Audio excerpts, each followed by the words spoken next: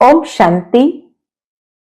आज 18 जनवरी 2026 और आज हमारे प्यारे ब्रह्मा बाबा का अव्यक्ति दिवस है, स्मृति दिवस, सुसमर्थी दिवस। आज के दिन ब्रह्मा बाबा अपने संपूर्ण अव्यक्त फरिश्ते स्टेज को प्राप्त कर इस साकार देह के बंधन से मुक्त होकर के अपनी सारी शक्तियां बच्चों को विल करके अव्यक्त वतनवासी बने, ताकि हम बच्चों को भी सहज अव्यक्त वतनवासी बना सके। और बाबा ने हम बच्चों को यही सुंदर लक्ष्य दिया कि बच्चे, अब आप भी संपूर्ण होकर के अव्यक्त वतन में बाबा के संग आ जाओ। और हम बच्चों का भी यही सुंदर लक्ष्य है, अव्यक्त फरिश्ता बनना। तो आज के बाबा के शिक्षाओं भरे महावाक्य साकार रूप से चले हुए और अव्यक्त रूप से चले हुए दोनों महावाक्य को हम सभी सुनेंगे। साकार मधुर महावाक्य में बाबा ने हम बच्चों को जो ज्ञान रत्नों की थालियां भर भर करके दी है, जिससे हम स्वयं को कांटों से फूल बना सके और वो फूलों की दुनिया में अपने को जाने योग्य बना सके। साथ ही बाबा कहे, जितना ये अविनाशी ज्ञान रत्नों का दान करते जाएंगे, एक तो स्वयं में खुशी का अनुभव होगा और दूसरा अनेकों की आशीर्वाद मिलेगी और बाबा से भी उजूरा मिलेगा। बाबा की याद के साथ साथ स्वदर्शन चक्रधारी भी हमें बनना है, क्योंकि जितना स्वदर्शन चक्रधारी बनेंगे, चक्रवर्ती राजा बन सकेंगे। और अव्यक्त मधुर महावाक्य में बाबा ने हम बच्चों को संगठन में एक मत होकर के रहने की बहुत सुंदर शिक्षा दी है। बाबा कहे, जितना आप संगठित रूप में रह करके एक ही समय पर एक ही स्थिति में एक रस एक टिक हो जाएंगे, तब हर कार्य में सिद्धि भी प्राप्त होगी और सफलता भी प्राप्त होगी। संगठन में एक मत होने के लिए बाबा कहते, बच्चे आपस में फेथ चाहिए, विश्वास चाहिए और दूसरा समाने की शक्ति चाहिए। जितना हम दूसरों की गलती को भी समा करके फेथ के साथ आगे बढ़ेंगे, उतना हर कार्य में सहज सफलता प्राप्त होगी। तो सुनते हैं आज के बाबा के साकार अव्यक्त मधुर महावाक्य। ओम शांति। मीठे बच्चे, ज्ञान रत्नों से झोली भरकर दान भी करना है। जितना दूसरों को रास्ता बताएंगे, उतना आशीर्वाद मिलेगी। ओम शांति। मीठे बच्चों को ये पक्का याद रखना है कि शिव बाबा हमको पढ़ाते हैं। शिव बाबा पतित पावन भी है, सदगति दाता भी है। सदगति माना स्वर्ग की राजाई देते हैं। बाबा कितना मीठा है, कितना प्यार से बच्चों को बैठ पढ़ाते हैं। बाप दादा द्वारा हमको पढ़ाते हैं। शिव बाबा दादा के द्वारा हमको पढ़ाते हैं। बाबा कितना मीठा है, कितना प्यार करते हैं, कोई तकलीफ नहीं देते हैं। सिर्फ कहते हैं, मुझे याद करो और चक्र को याद करो। बाप की याद में दिल एकदम ठहर जानी चाहिए। बाबा की याद में दिल ठहर जानी चाहिए, माना एकदम शीतल हो जानी चाहिए। एक बाप की याद सतानी चाहिए। बाबा कहे बाप की ही याद सतानी चाहिए, क्योंकि बाप से वर्षा कितना भारी मिलता है। अपने को देखना चाहिए हमारा बाप के साथ कितना लव है, कहां तक हमारे में दैवी गुण है, कितना बाबा से हमारा लव है और कितना दैवी गुण हमने धारण किया है। क्योंकि तुम बच्चे अब कांटों से फूल बन रहे हैं, तो दैवी गुणों की धारणा से ही हम फूल बनते जा रहे हैं। जितना जितना योग में रहेंगे उतना कांटों से फूल सतो प्रधान बनते जाएंगे।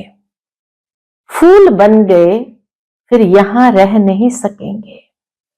बाबा कहे जब एकदम खिला हुआ फूल बन जाएंगे फिर यहां रह नहीं सकेंगे। फूलों का बगीचा है ही स्वर्ग। जो बहुतों को कांटों से फूल बनाते हैं उन्हें ही सच्चा खुशबूदार फूल कहेंगे। जो दूसरों को भी आप समान बनाए, बाबा कहे उन्हों को ही सच्चा खुशबूदार फूल कहेंगे। वह कभी किसी को कांटा नहीं लगाएंगे। क्रोध भी बड़ा कांटा है। बाबा कहते क्रोध भी बड़ा कांटा है, बहुतों को दुख देते हैं।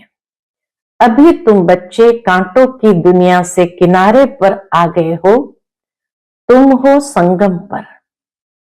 जैसे माली फूलों को अलग पाट में निकाल कर रखते हैं, अलग बर्तन में निकाल कर रखते हैं, वैसे ही तुम फूलों को भी अब संगम युगी पाट में अलग रखा हुआ है।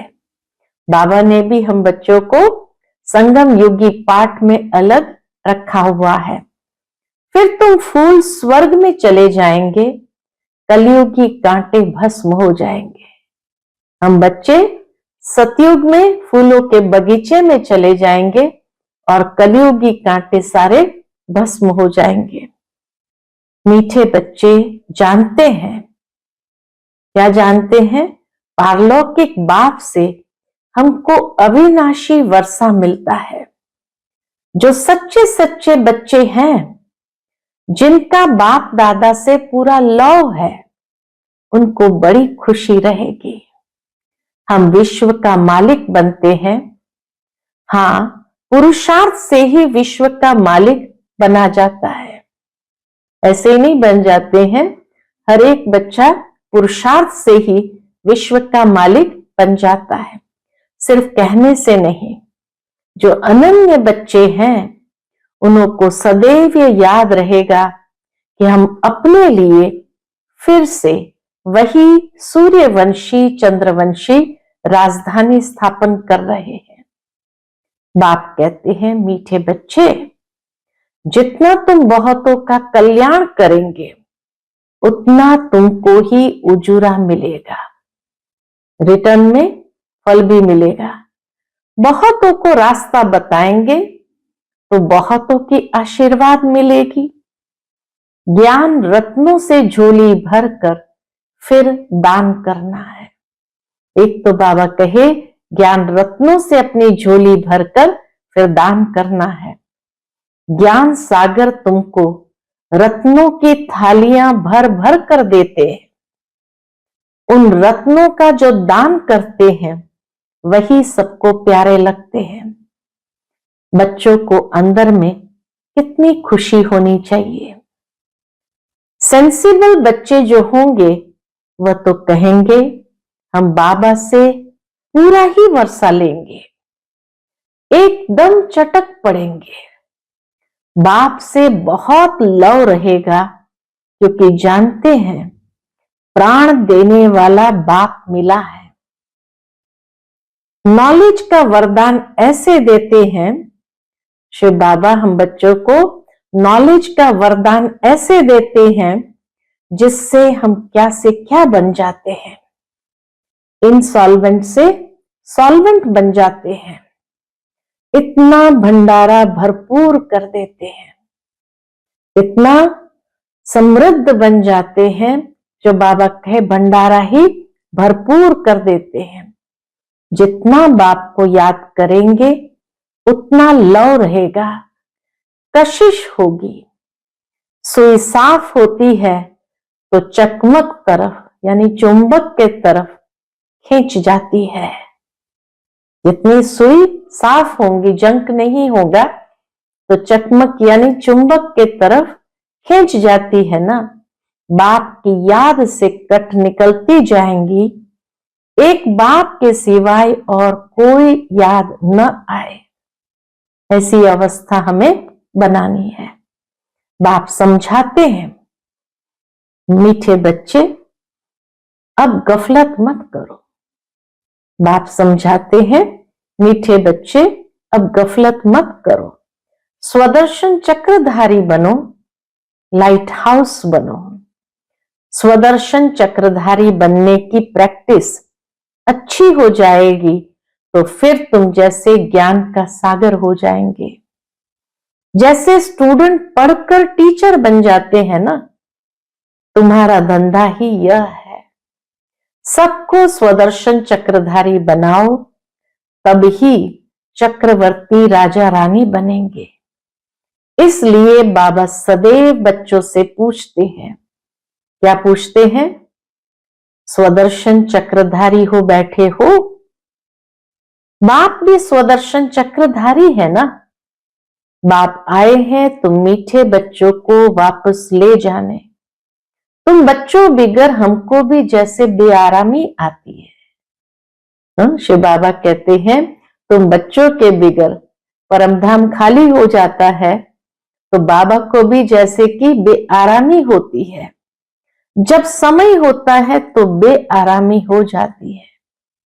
शिव बाबा का भी जब नीचे आने का समय होता है तो बाबा को बेआरामी हो जाती है, बस अब भी हम जाऊं।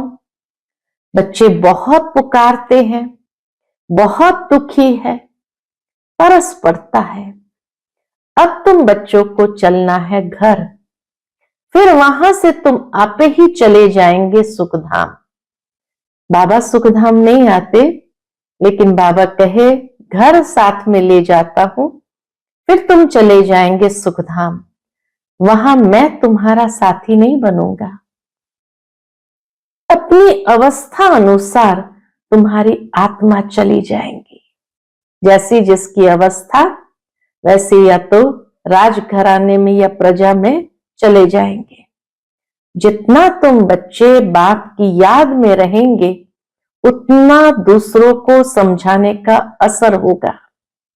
बाबा कहे उतना दूसरों को समझाने का असर होगा।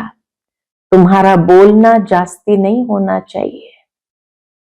आत्म अभिमानी हो, थोड़ा भी समझाएंगे तो तीर लगेगा।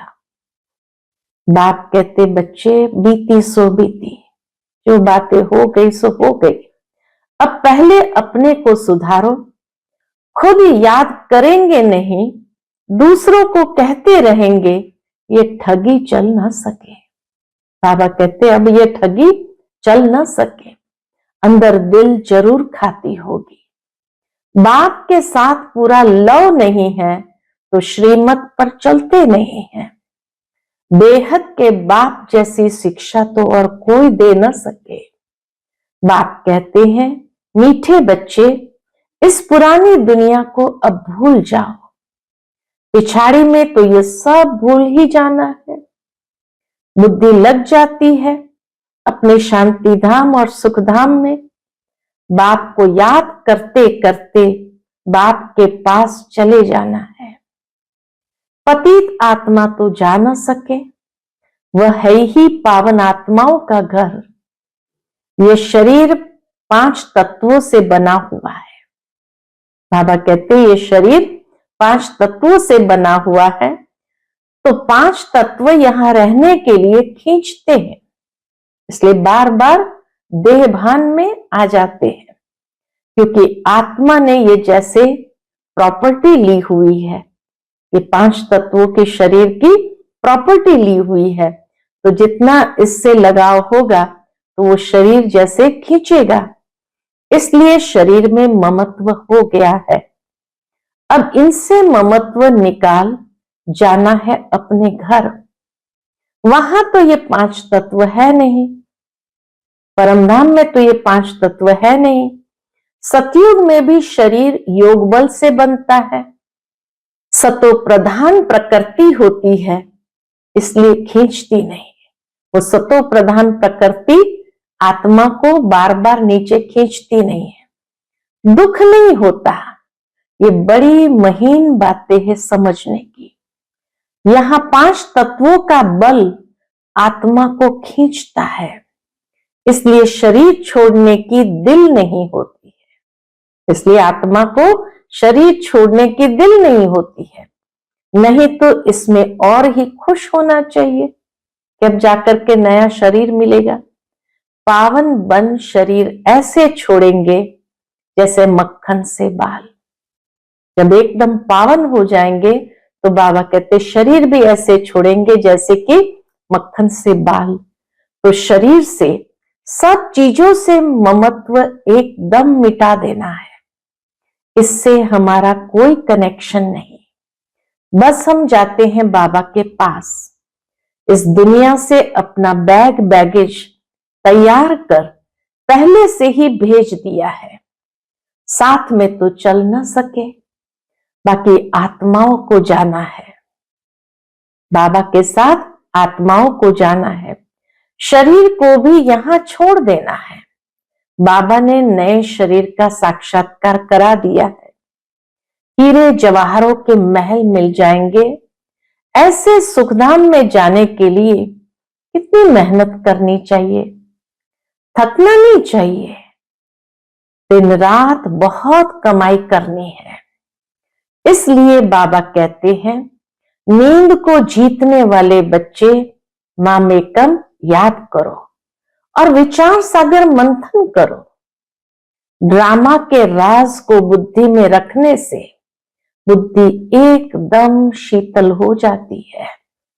ड्रामा का राज बुद्धि में रखो तो हर बात में फुल स्टॉप, यानी बुद्धि एकदम शीतल हो जाती है। जो महारथी बच्चे होंगे वो कब हिलेंगे नहीं। शिव बाबा को याद करेंगे तो वो संभाल भी करेंगे। जितना बाबा को याद करेंगे बाबा हमारी संभाल करेंगे। बाप तुम बच्चों को दुख से छुड़ाकर शांति का दान देते हैं। तुमको भी शांति का दान देना है। बाबा हमें देता है, हमें दूसरों को देना है। तुम्हारी ये बेहद की शांति अर्थात योग बल दूसरों को भी एकदम शांत कर देंगे। तुम बाप की याद में रहकर फिर देखो ये आत्मा हमारे कुल की है या नहीं। बाबा की याद में रह करके किसी को भी देखेंगे तो पता चलेगा ये हमारे कुल की है या नहीं। अगर होगी तो एकदम शांत हो जाएगी। जो इस कुल के होंगे उन्हों को ही इन बातों से रस बैठेगा। बच्चे याद करते हैं तो बाप भी प्यार करते हैं। जितना हम याद करते हैं बाबा का भी रिस्पॉन्स मिलता है। बाबा बच्चों को प्यार करते हैं। आत्मा को प्यार किया जाता है। यह भी जानते हैं जिन्होंने बहुत भक्ति की है वही जास्ती पढ़ेंगे। उनके चेहरे से मालूम पड़ता जाएगा कि बाप से कितना लव है। चेहरे से ही मालूम पड़ेगा बाप में कितना लव है। आत्मा बाप को देखती है। बाप हम आत्माओं को पढ़ा रहे हैं। बाप भी समझते हैं हम इतनी छोटी बिंदी आत्मा को पढ़ाता हूं। आगे चल तुम्हारी वह अवस्था हो जाएगी, कौन सी? समझेंगे हम भाई भाई को पढ़ाते हैं। शक्ल बहन की होते भी दृष्टि आत्मा तरफ जाए, शरीर पर दृष्टि बिल्कुल न जाए, इसमें बड़ी मेहनत है। ये बड़ी महीन बातें हैं, बड़ी ऊंची पढ़ाई है। वजन करो तो इस पढ़ाई का तरफ बहुत भारी हो जाएगा। और बातों से ये पढ़ाई का वजन बहुत भारी हो जाएगा। अच्छा, मीठे मीठे सिकिलते बच्चों प्रति माता पिता बाप दादा का याद प्यार और गुड मॉर्निंग। रूहानी बाप की रूहानी बच्चों को नमस्ते। हम सभी रूहानी बच्चों की रूहानी माता पिता बाप दादा को याद प्यार गुड मॉर्निंग और नमस्ते नमस्ते। शुक्रिया बाबा, शुक्रिया। फिर बाबा के अव्यक्त मधुर महावाक्य है, महावीर बच्चों के संगठन की विशेषता एक रस एक टिक स्थिति। और ये अव्यक्त मधुर महावाक्य अव्यक्त बाप दादा ने 9 दिसंबर 1975 को सुनाए थे, जिसमें बाबा कहे महावीर अर्थात विशेष आत्मा। ऐसे महावीर विशेष आत्माओं के संगठन की विशेषता क्या होती है? बाबा कहे ऐसे विशेष आत्माओं के संगठन की विशेषता वर्तमान समय यही होनी चाहिए जो एक ही समय सबकी एक रस एक टिक स्थिति हो। अर्थात जितना समय जिस स्थिति में ठहरना चाहे उतना समय उस स्थिति में संगठित रूप में स्थित हो जाए। संगठित रूप में सबके संकल्प रूपी अंगुली एक हो। संगठित रूप में सबके संकल्प रूपी उंगली एक हो। जब तक संगठन की यह प्रैक्टिस नहीं तब तक सिद्धि नहीं होगी।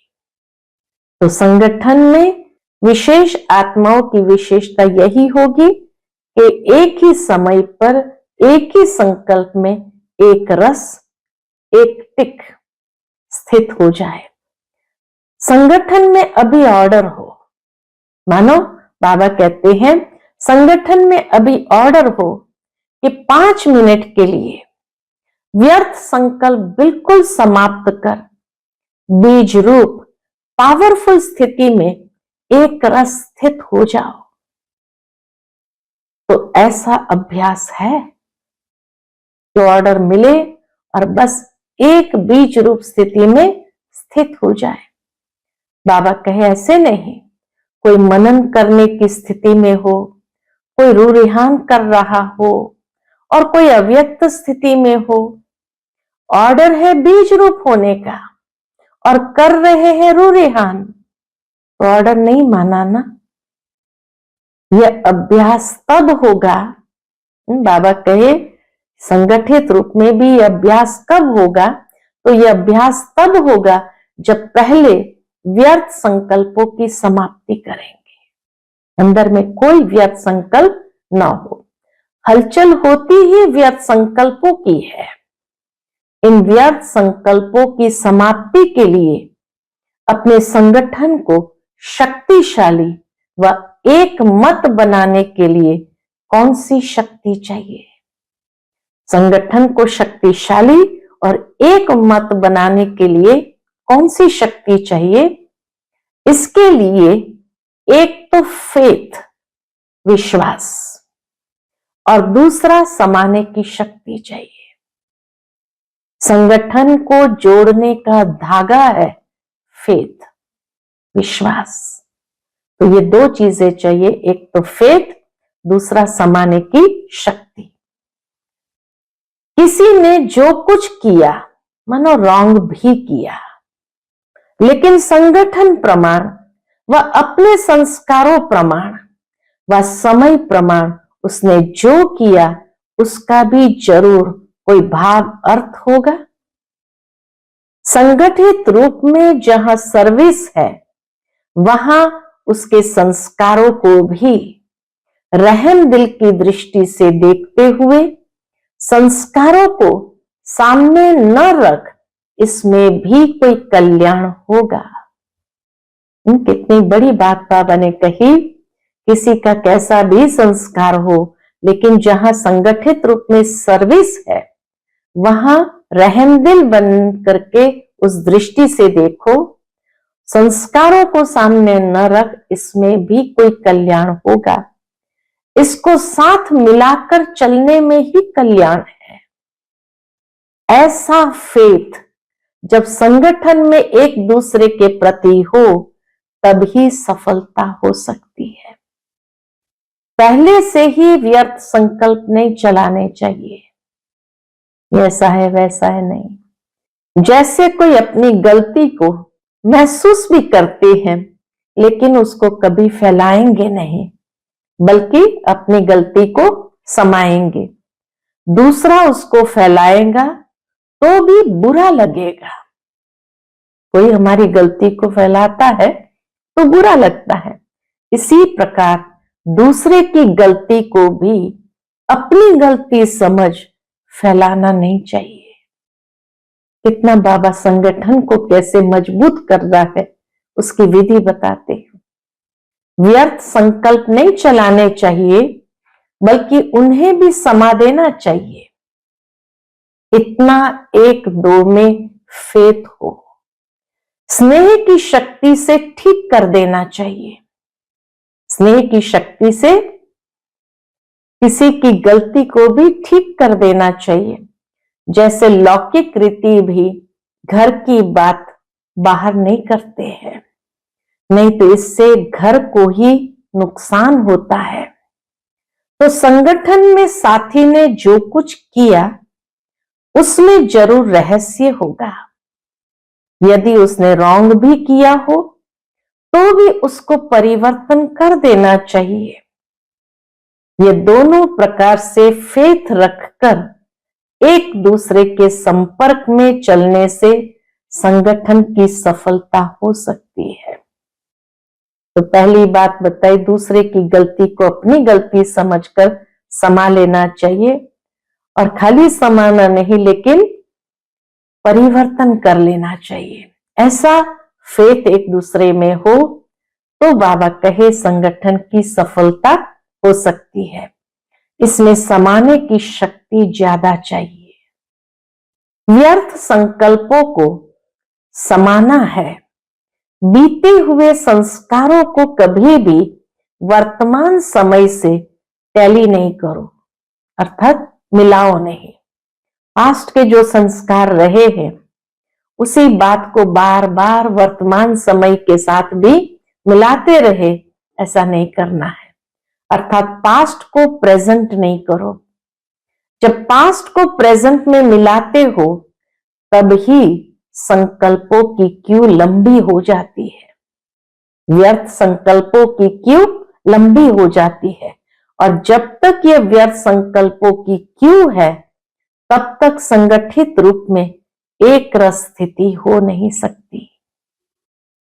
दूसरे की गलती सो अपनी गलती समझना, दूसरे की गलती सो अपनी गलती समझना, यह है संगठन को मजबूत करना। यह तब होगा जब एक दूसरे में फेथ होगा। परिवर्तन करने का फेथ या कल्याण करने का फेथ, इसमें समाने की शक्ति जरूर चाहिए। या परिवर्तन करो या कल्याण करने का फेथ, विश्वास रख करके समाने की शक्ति चाहिए। देखा और सुना, उसको बिल्कुल समाकर वही आत्मिक दृष्टि और कल्याण की भावना रहे। जब अज्ञानियों के लिए कहते हो अपकारियों पर उपकार करना है, तो संगठन में भी एक दूसरे के प्रति रहम की भावना रहे। अभी रहम की भावना कम रहती है क्योंकि आत्मिक स्थिति का अभ्यास कम है। बहुत सुंदर बात बाबा ने कही कि अभी रहम की भावना कम रहती है क्योंकि आत्मिक स्थिति का अभ्यास कम है। ऐसा पावरफुल संगठन होने से ही सिद्धि होगी। अभी आप सिद्धि का आवाहन करते हो, लेकिन फिर आपके आगे सिद्धि स्वयं झुकेगी। अभी हम सिद्धि का आवाहन करते हैं, लेकिन बाबा कहे आगे ऐसा समय आएगा जो सिद्धि स्वयं झुकेगी। जैसे सतयुग में प्रकृति दासी बन जाती है, वैसे सिद्धि आपके सामने स्वयं झुकेगी। सिद्धि आप लोगों का आवाहन करेगी। जब श्रेष्ठ नॉलेज है, स्टेज भी पावरफुल है, तो सिद्धि क्या बड़ी बात है। सदा काल एक स्थिति में रहने वालों को सिद्धि प्राप्त न हो, ये हो नहीं सकता। एक स्थिति में सदा रहते हैं, बाबा कहे उसको सिद्धि प्राप्त न हो, ये हो नहीं सकता। लेकिन इसके लिए संगठन की शक्ति चाहिए। एक ने कुछ बोला, दूसरे ने स्वीकार किया। सामना करने की शक्ति ब्राह्मण परिवार के आगे यूज नहीं करनी है। एक दूसरे का सामना नहीं करना है, वो माया के आगे यूज करना है। सामना हमें ब्राह्मणों का नहीं, माया का करना है। तो बाबा कहे वो माया के आगे यूज करनी है। परिवार के सामने करने की शक्ति यूज करने से संगठन पावरफुल नहीं होता। परिवार के सामने सामना करने की शक्ति यूज करने से संगठन पावरफुल नहीं होता। कोई भी बात नहीं जचती है, मानो किसी की कोई बात हमें नहीं जचती है, तो भी एक दूसरे का सत्कार करना चाहिए, रिस्पेक्ट और रिगार्ड रखना चाहिए। उस समय किसी के संकल्प व बोल को कट नहीं करना चाहिए। इसलिए अब समाने की शक्ति को धारण करो। संगठित रूप में आप ब्राह्मण बच्चों की आपस के संपर्क की भाषा कैसी होनी चाहिए। तो बाबा कहे आप ब्राह्मण बच्चों की भाषा अव्यक्त भाव की होनी चाहिए। जैसे फरिश्ते अथवा आत्माएं आत्माओं से बोल रही है। किसी की सुनी हुई गलती को संकल्प में भी स्वीकार न करना और न कराना ही चाहिए। न करना न कराना चाहिए। ऐसी जब स्थिति हो तभी बाप की जो शुभ कामना है, बाबा की जो शुभकामना है बच्चों के प्रति संगठन की, वह प्रैक्टिकल में होगी। इसके लिए विशेष पुरुषार्थ अथवा विशेष अनुभवों की आपस में लेन देन करो। संगठित रूप में विशेष योग के प्रोग्राम चलते रहे तो विनाश ज्वाला को भी पंखा लगेगा। योग अग्नि से विनाश की अग्नि जलेगी। अच्छा, ओम शांति। आज का बाप दादा का मधुर वरदान हम बच्चों के प्रति है। व्यक्त में रहते अव्यक्त फरिश्ते रूप का साक्षात्कार कराने वाले सफेद वस्त्रधारी और सफेद लाइट धारी भव। व्यक्त में रहते अव्यक्त फरिश्ते रूप का साक्षात्कार कराने वाले सफेद वस्त्रधारी और सफेद लाइट धारी भव। जैसे अभी चारों ओर ये आवाज फैल रहा है कि ये सफेद वस्त्रधारी कौन है और कहां से आए हैं, ऐसे अब चारों ओर फरिश्ते रूप का साक्षात्कार कराओ। इसको कहा जाता है डबल सेवा का रूप। जैसे बादल चारों ओर छा जाते हैं, ऐसे चारों ओर फरिश्ते रूप से प्रकट हो जाओ। जहां भी देखे तो फरिश्ते ही नजर आए, लेकिन यह तब होगा जब शरीर से डिटैच होकर अंतवाहक शरीर से चक्कर लगाने के अभ्यासी होंगे। मनसा पावरफुल होगी, तब ऐसा साक्षात्कार हो सकेगा सबको। आज का स्लोगन है, सर्व गुणों व सर्व शक्तियों के अधिकारी बनने के लिए आज्ञाकारी बनो। सर्व गुणों व सर्व शक्तियों के अधिकारी बनने के लिए आज्ञाकारी बनो। आज का व्यक्त इशारा, इस अव्यक्त मास में बंधन मुक्त रहे, जीवन मुक्त स्थिति का अनुभव करो। इसके अंतर्गत बाबा कहते, जैसे बाप सदा स्वतंत्र है, ऐसे बाप समान बनो। बाप दादा अब बच्चों को परतंत्र देख नहीं सकते। अगर स्वयं को स्वतंत्र नहीं कर सकते हो, स्वयं ही अपनी कमजोरियों में गिरते रहते हो, तो विश्व परिवर्तक कैसे बनेंगे। अब इस स्मृति को बढ़ाओ कि मैं मास्टर सर्वशक्तिमान हूं। इससे सहज सर्व पिंजड़ों से मुक्त उड़ता पंछी बन जाएंगे। अच्छा, ओम शांति।